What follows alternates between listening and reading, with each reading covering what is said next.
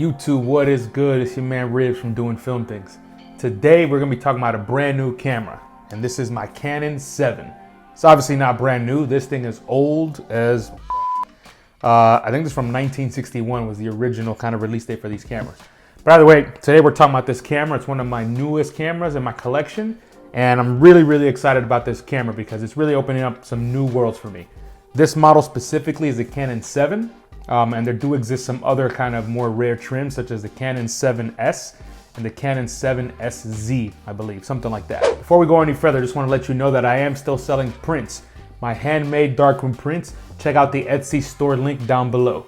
So my first impressions about this camera is super heavy and dense. I mean, it is just built to last. This metal feels incredible. You know, the kind of the leather trim on the exterior, like, this thing is just meant to kind of live forever. And that's awesome because that's why it's kind of such an interesting piece of history.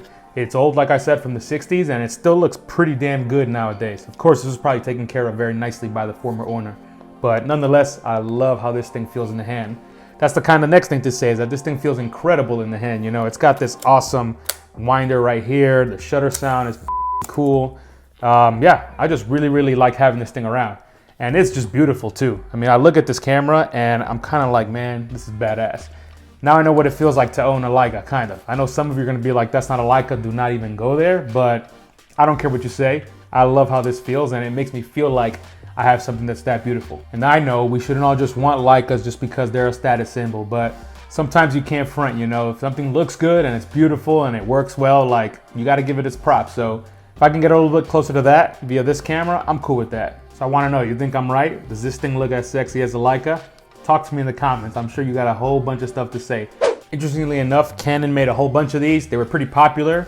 People used them, they bought them a lot. And then Canon eventually realized that the SLR market was probably going to be, you know, the thing of the future. And, you know, they went full throttle on that and kind of abandoned this. So it's a bit of a shame, you know, because this camera is so cool, but the SLRs, obviously, it was a good decision because Canon sold a whole bunch of Canon A SLRs and, you know, all the different trims that exist. Then, of course, that progressed into digital as well. So you can't hate on Canon for making that decision because it was clearly a good one. What's up? What's up? I'm recording this outside right now. Just want to jump in and say, as much as I love this camera, it is annoying to carry. Look at this. You see how it sags up? That is very annoying. Camera should be pointing straight out, not up. I think it's just way too heavy for where they've positioned the little kind of clasp for the strap. This is very annoying. This isn't the worst thing, honestly, but usually I'd be using a wrist strap, in which this would be no problem, because with the wrist strap, you know, it's just on my right wrist.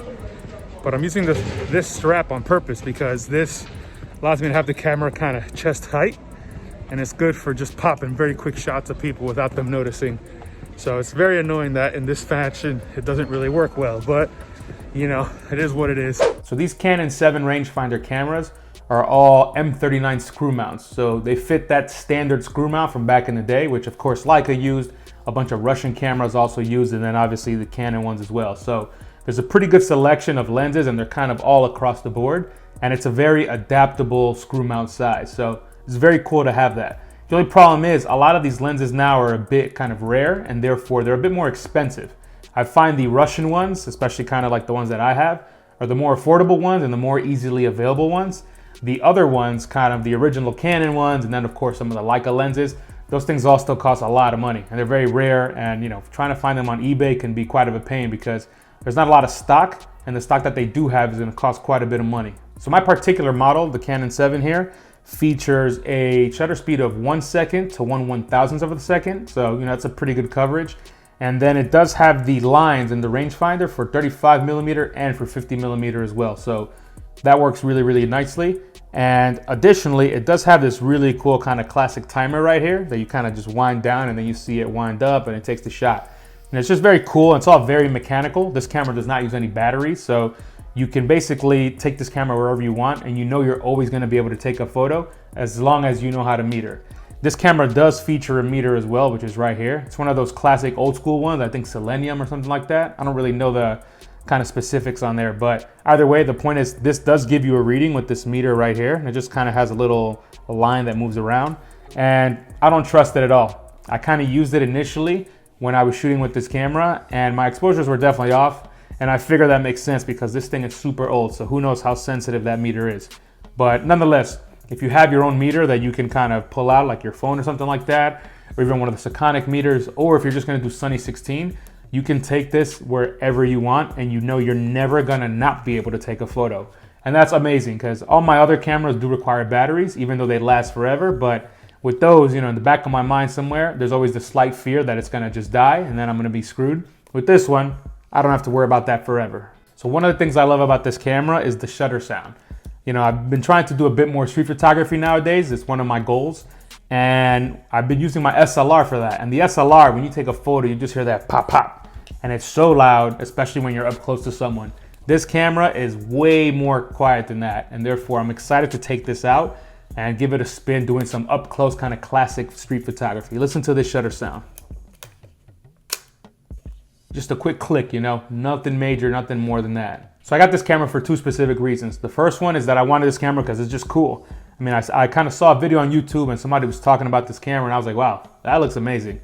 And I was like, it reminds me of Leica too. And again, I'm not trying to be all over Leica, but that stuff's just beautiful. And having a camera like this that's also beautiful made me pretty happy. So I went and looked one up. The price wasn't too bad and I figured, you know what, let's jump on it. The other reason I wanted to get a rangefinder is because I know those are some of the classic street photography cameras. And it makes sense, you know, because they don't have a big SLR mirror and therefore the sound is just way quieter. And I don't know, I think there's something about the pedigree of rangefinders as well. Those are the cameras that really kind of created the culture of street photography and really kind of evolved into what we have nowadays. So I was excited to get myself a rangefinder and kind of dive into that world and see what I could learn, see if I would like it, see if I could put together some good work. So this has put me in that direction, and so far I'm pretty happy with how that's going. This is my first rangefinder ever, at least for 35mm.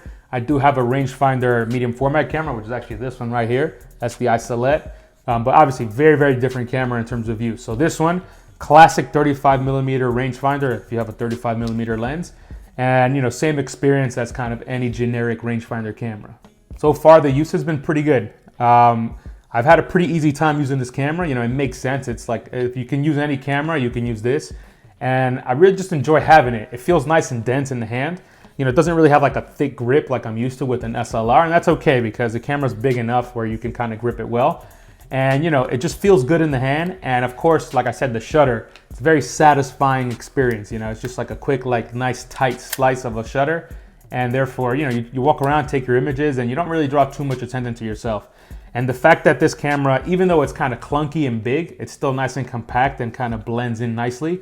I just love that, you know, I'm not drawing too much attention to myself with this. Although people who know about cameras see this and instantly, you know, they appreciate it. So it's cool. I like talking to those people anyways, but the average person, especially the people on the street that I'm trying to sneak photographs of, they don't seem to notice this too much, and that's a really, really good thing for me. So I currently possess two lenses for this camera. I've got a 53mm and I've got this 35 right here. This 35 right here is actually mine. I bought this one and I just got it, so I've never actually shot with this lens yet. Very excited to get out there and use it, especially because at f/16 you get so much depth of field on this lens. You basically can focus from 1 meter all the way to infinity if you zone focus and leave your aperture at f/16. That's amazing because you don't have to do anything. You literally just find your subject, get as close as you basically want outside of, you know, under 1 meter, and boom, take your photo and you're good to go.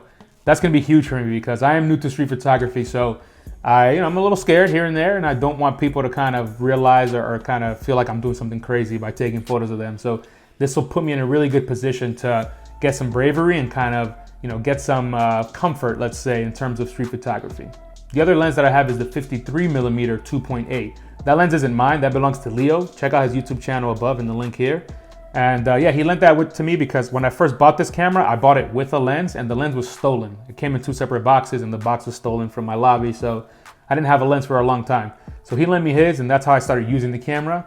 And that's kind of how I got my initial experience using a rangefinder, dealing with the parallax in the camera and, you know, the focusing, just kind of getting used to all of the mechanics of the rangefinder. That one's not as good for street photography because the depth of field definitely changes given that it's a longer focal length. But nonetheless, it was good using that, and I think I got some pretty cool images. That lens is definitely better for things like portraits. And you know, here's a couple of examples of images that I did that were more portrait style.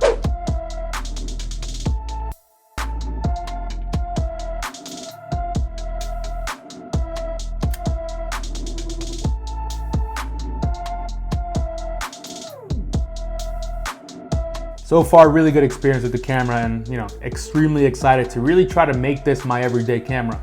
At least for the foreseeable future, I'm really gonna invest time in using this, especially now that I got this 35mm lens, because I think I'm really gonna love using it. So stay tuned and see what I can cook up with this camera. All right, y'all, that's what I got for today. If you enjoyed this video, please go ahead and leave me a like.